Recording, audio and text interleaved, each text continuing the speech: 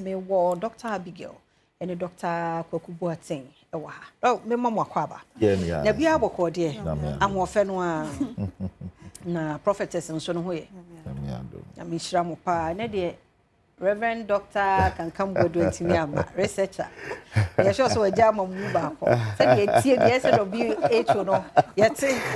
O de awa Dr. Boate. Esi yete WHO no. Ene pa ye da mose. Ene Dr. Abigail ye nhwe dey. Safia ye da se bebre. Samre ye de nchia kese ma obi biara wajibre hwe ye wo Adom TV so. Nyame enhia obi biara. Na me se ebna da bia ye hia ha no ma se de ya metai kan se ya na e ya hokaka ye efa ya pomuden ho ene ya ye nti no woje bra utie no na ofa mu aba na se o ye sonso adwuma na ene yare no ato atese afa ba bia ene nipa eni ahoden bebre sa enam ye didie ene enema bia ye nti no ebre bia se uhu ni se obi ebo dero efa apomuden ho a so ma adwen ni akoma no so eko na so ofamu bi na me say last week no ni ye kan bibi efa liver no ana say ye brebo no e ma hu say brebo no eye adwuma bebre na de boa nipadua no ne functions ye ka say over 500 enti imagine say organ ba akope na ne duties ana say na adwuma oye eye bebre we na say problem bi abaho na so hu se nipadua no atosin kra na se atofom enti no ensese otwen ema no eyansa na enim se dodo na nim se hepatitis enkwa but enye hepatitis enkwa eye enema horo bebre eneti even your immune system na nkasa no kra no etime attack liver cells no eme no so the problem eba toxins edeba alcohol edeba enti yen yankasa yen niema bi a ye no the problem ebre liver no fatty liver nti nye nyina na virus anase bacteria but ni nyina mu no symptoms no eye similar na se eye common bibiti se abofunu se problem ba liver no ho tembia wo befunu udidi a obetimi afe kakra bia ho se oye funu na emuye oya ojonso bia ho se ni na deep yellow na se ice Coca-Cola ekala no ni nyina no eye ade bia ebo wonkaye amo ho se dabi enyo how bi eba brebo no ho anase ho kwa etimi kekaw rashes etimi gugu enti no bi ho a otimi nya ni nyina se unya ni nyina na se ade no abasetna but obi ho no so a ehya ase efi baabi ansa na akọ baabi te bia wanya mu baako ana mienu eno tina ya metai ka se tem bia na ho a se o study nipadua no se o study nipadua na bibi ekoso a uhu se daabi ade we de enye normal ema me nipadua no enti ntam na wa de watu ho anamo enti mesem sa amre ya wajibre ATM no me the number ne tudwa because faith ye hwehwemu efa brebo ne ho eye bosumi said the last week me kan impacho 0540 710 940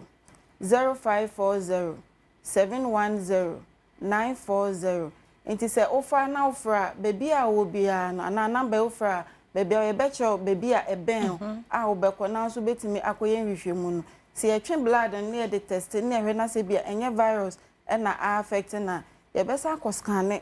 liver nko so na asan hwe e bia enye virus na ebibi foforo na aka no na ye hu kwan a ye do befa so se bi nso ayekoye na bibia nso enimu a na se nyame ayewadom etimesro sa ensunso aso ya mebobo so nyina uhu bi woni padua ni ma entem na wo se utu hu anamo na me nuafe on se na otwe nso ye papa nom ene ye kunu nom eda enti e wo se omume masem no so ye hu adwuma na be ma no nema bebre nso kana ene ma na ho de ekofom na ye hwete se prostate se ye organ bi a eboa be ma ne pa even ni semen no e ma ensio bi e ma semen no ye kama ansa na ama sperms no so aye active fine enti se oha obi ba ho a entimi enye n'adwuma yie anase sperms no ebeba kwa na ho de enye de ennim ene no achi nso kwa e ma be ma na ho de nso ekofom se prostate no ha ba ho e ma be ma na ho de ekofom obi ho ana na dwunso mu no akwa problem either se obe dwunso ontentem anase dwunso makra anase obe chimache ansa na even se ne ho sori kra ote ya e wo be manim ana na ya se be ne ya anase ne sisi be ne ya enu ti ne esi ye sa free screen we e de ama be ma bia ene enye ye nananom mema ne nko ene youth no obia etiminya because of your lifestyle nintino e was say utu anamo if 35 years ikobia no also timi check your prostate no na wo hwe level a eda se bibi e ba ho na ntem na wetimi eden etu ho anamo ye ka bibi wo ha Dr. Boatin Taika say faith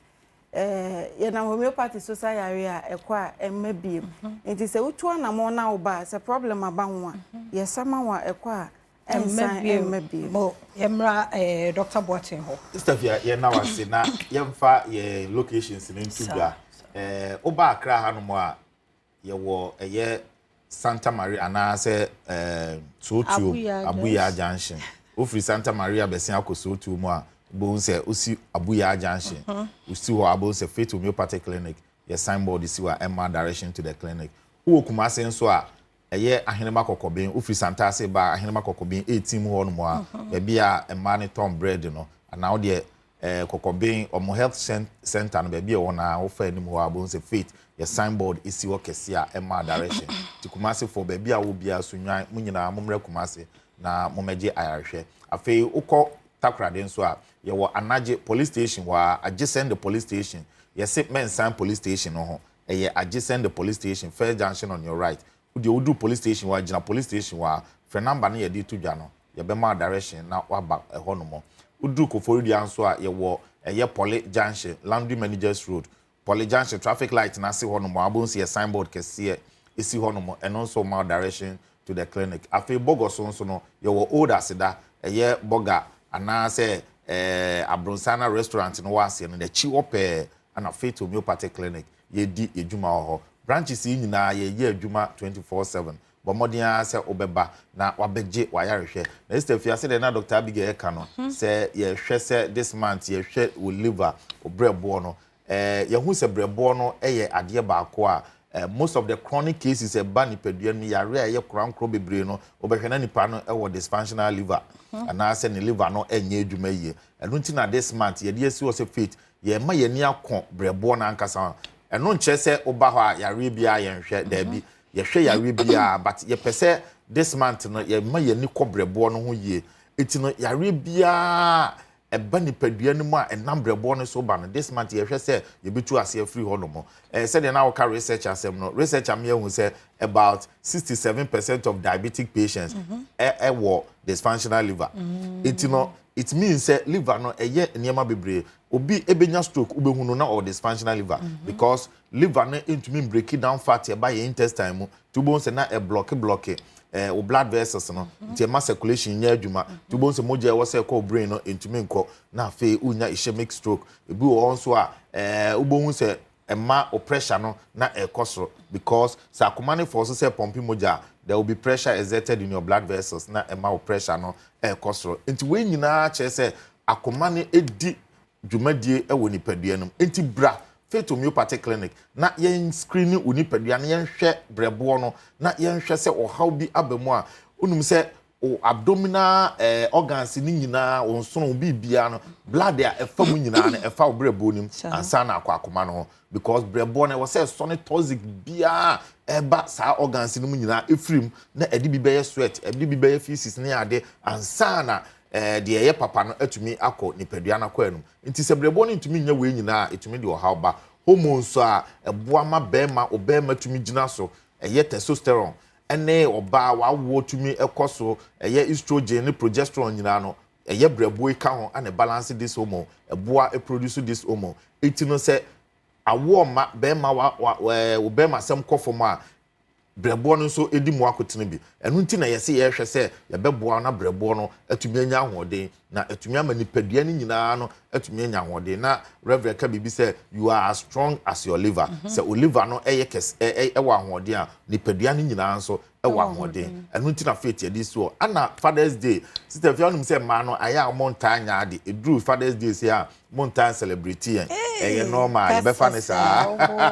ye be fa ne sa na opese oba celebrate but ye wo one thing na be ma wo ya oba eni obebo waba so saa eno ne se obe yade e wo empa so enti no wo ye be ma opese this Father's Day wo yere a celebrity ana oba bi celebrity a me pa achew bomodia se obedi kan ba fit homeopathic clinic ansa na Sunday na du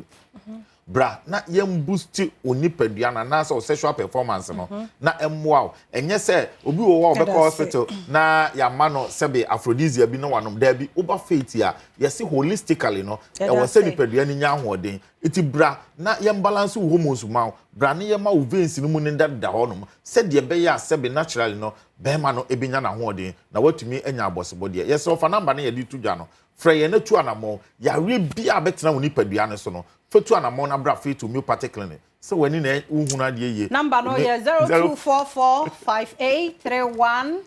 3859 0244583859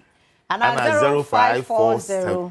710 940 0540 710 940 and I say 0547 578494. Minuaba aje kasana fanti. Mba yintwaso. Udi obeti ya obekosa ya dasi ya kwa ba ya obako bi oho ye ba ya beto so.